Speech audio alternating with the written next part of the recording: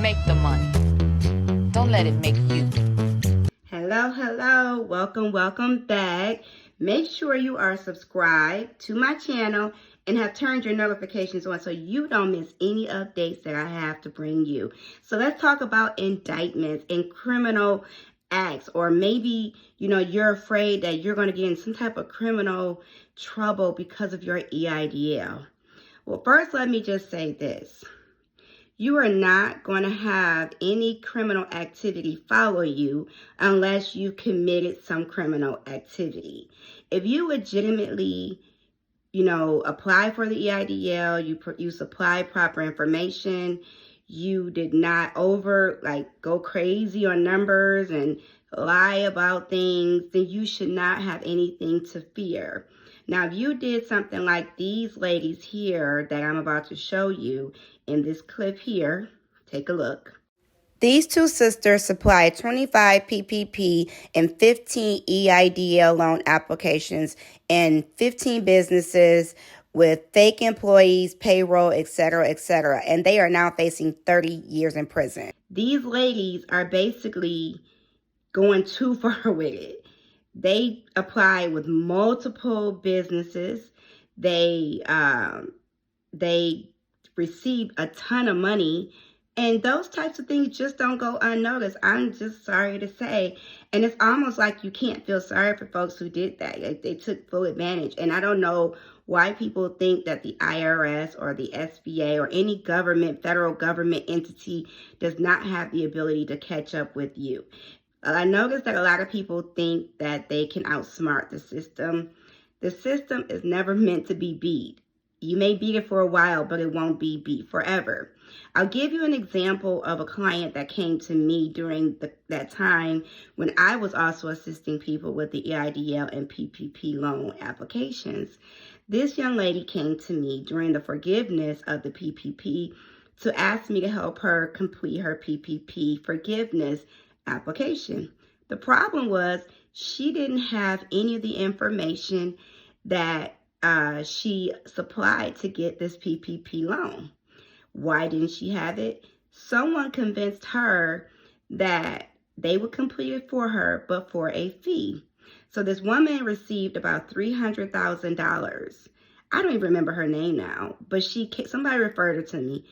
Someone told her to apply. They got her $300,000. She received $120,000 of the money. They received $180,000 of the money. But when it was time to do the forgiveness, she could not find these folks. And she wanted me to help her do her loan. And so I asked her, do you know who the loan is through? What entity? She had no clue of anything. So then I asked her, well, in order for you to have gotten that much money, they had to claim that you made about $1 million, around that amount, to get $300,000. And she was like, well, yeah, but, I'm just hoping I'm one of those people that fall through the cracks. And I said, well, the problem is that when you say that you earn $1 million, at some point the IRS is going to say, well, where's our tax money on that $1 million that you earned? Or where's the people that you paid? Because for a PPP, to get that amount of money, she had to have employees. I said, now, this was like in 2021. And I told her, I said, in 3 to 5 years, there's a good chance you will get audited. And they will want to know who you paid, what's your employee's information, meaning social security number, names, dates of employment. And I said, if you aren't able to supply that, you may be in for some real trouble. She's like, well, I'm really just hoping that, it just doesn't catch up. And I said, well, that's really unfortunate. I said, but never let anyone, first of all, if you're going to do some slick stick stuff, you don't let them get the bulk of the money. Why would you give them more than half of the money that you are fully responsible for? That don't even make no kind of sense at all, okay? So that's why I always say to people, don't let people convince you to do things that sound wrong. If it's too good to be true, it's too good to be true, okay? So just remember that. Do not let anyone scam you into thinking there's a forgiveness right now, because there is not. There is no type of reprieve of this loan. The only reprieve you have is if they charge off the loan, and even then they could sell the debt at a later date. Someone could collect on you later. it's just no guarantees with this thing, right? When you don't pay a bill that you signed up to pay for. But long story short, the lady left. About a week later, she called me back and she said, hey, can you help me file my personal taxes? And I said, unfortunately, I can't. And she says, well, why?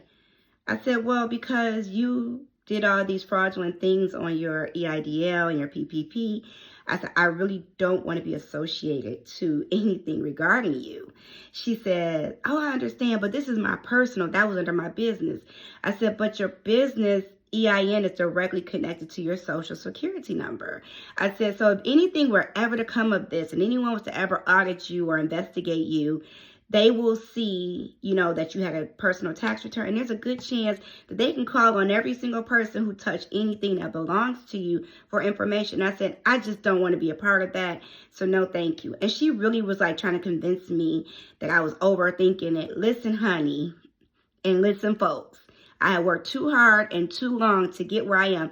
And no ma'am, no sir, am I going to risk anything for that's pertinent to me for you.